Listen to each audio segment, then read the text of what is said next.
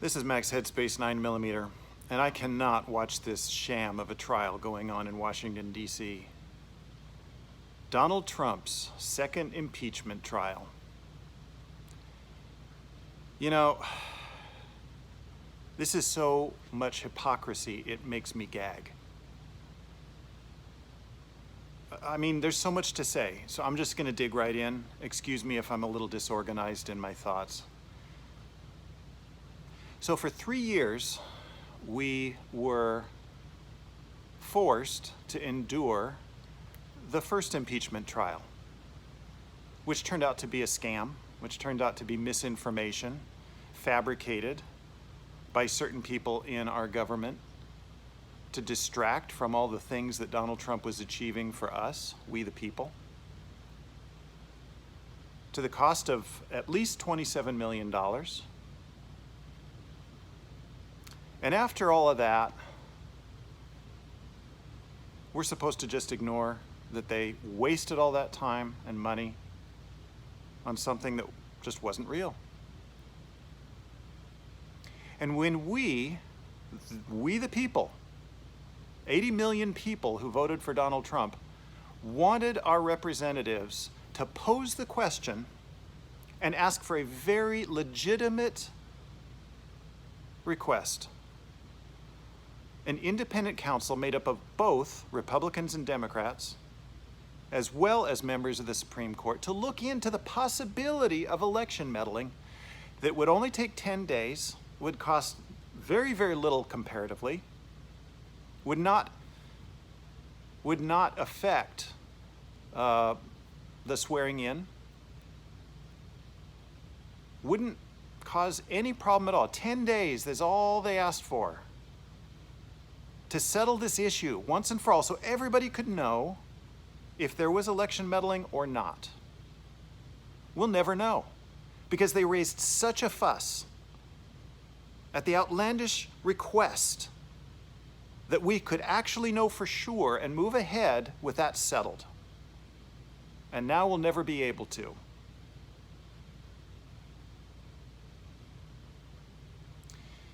And now we have this trial, the second trial that's going nowhere and is going to go nowhere. But it doesn't really matter if it goes nowhere or not.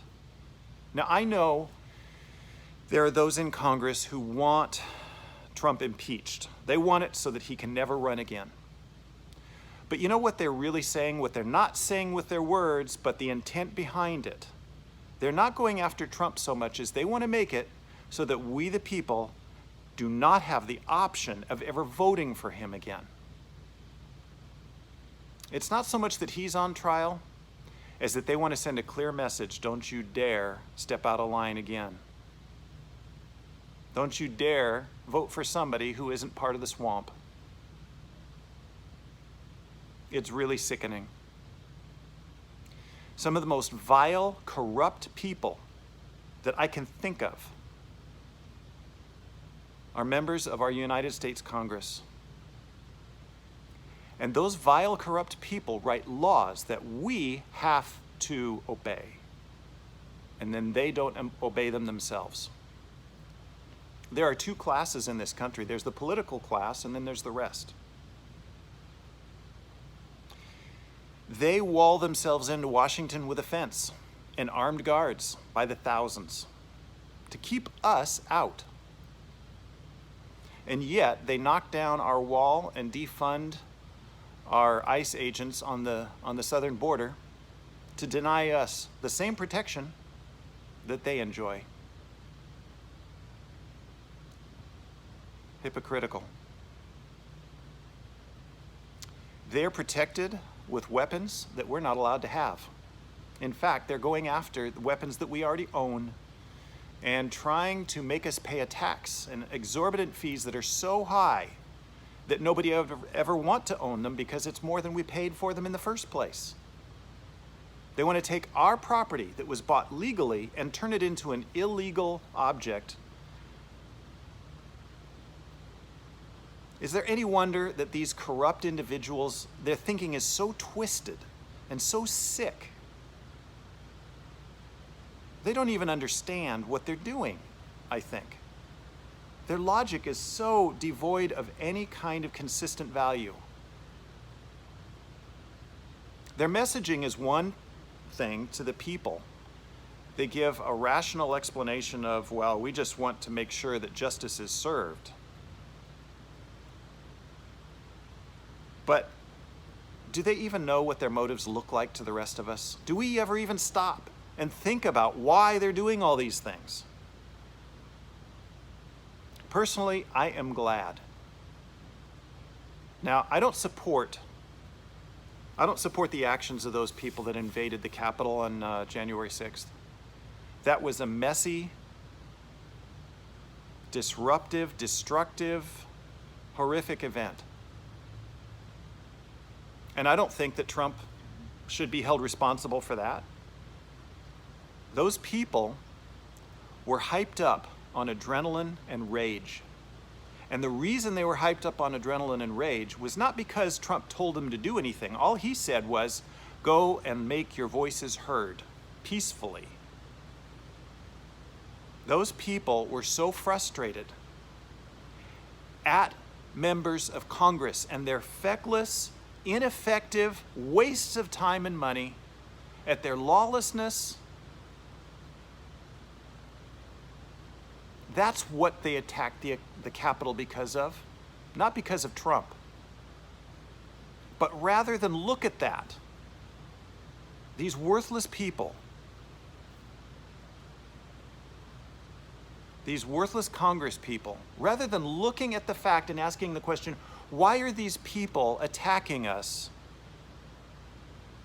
They double down and want to make it so that we, the people, don't have access to them, and send a clear message: you better not be in line with any freedom thinking from now on, or we'll take even more rights away. Personally, I gotta say, I feel good about one thing. Emotionally, while I don't support those invaders, I feel kind of glad inside that our Congress was terrified. I'm glad inside that they actually got an opportunity to feel what the rest of us have been feeling for the past year as our cities have been burned, looted, vandalized, as people have been attacked, while they label those actions a peaceful protest. How dare they?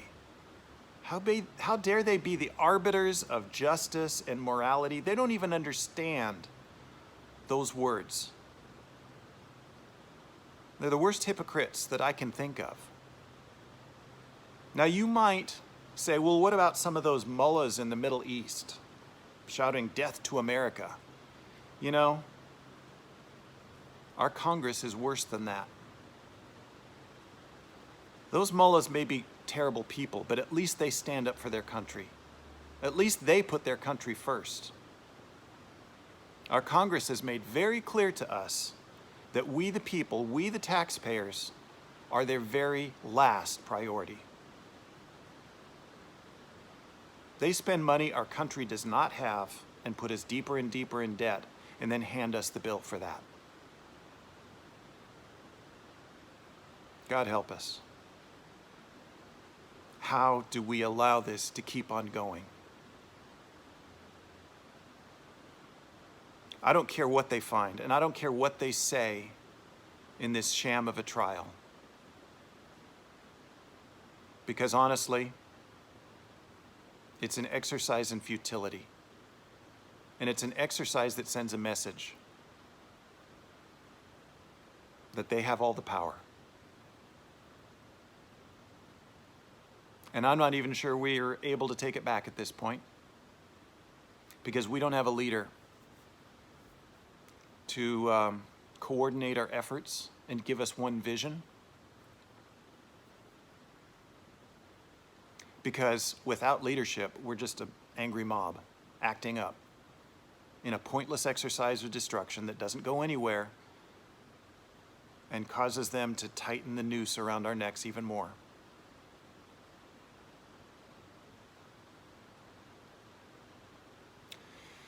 Well, I'm glad I got that off my chest. I hope you aren't sorry you listened to it for 10 minutes. And I don't even know if I'll be allowed to say things like this in the next year. Because free speech is on the chopping block. Our corporations have joined hands with the corrupt members of our Congress, and they are willingly stamping out free speech. Many of the things that we say, like this, which is just free speech and freedom of expression, but you know, it's okay for them to censor that, but it's not okay for them to continue to post pictures like Kathy Griffith holding up a bloody, severed head of Donald Trump in effigy. That's still there. No, it depends on what your message is as to what they'll tolerate. We have got to be angry enough to discipline ourselves, to not support any of these big corporations like Walmart, Amazon, Cabela's, Bass Pro, Dick's Sporting Goods. A lot of corporations that are too lengthy to even list, that have pulled away from these touchy subjects like the Second Amendment and freedom of speech.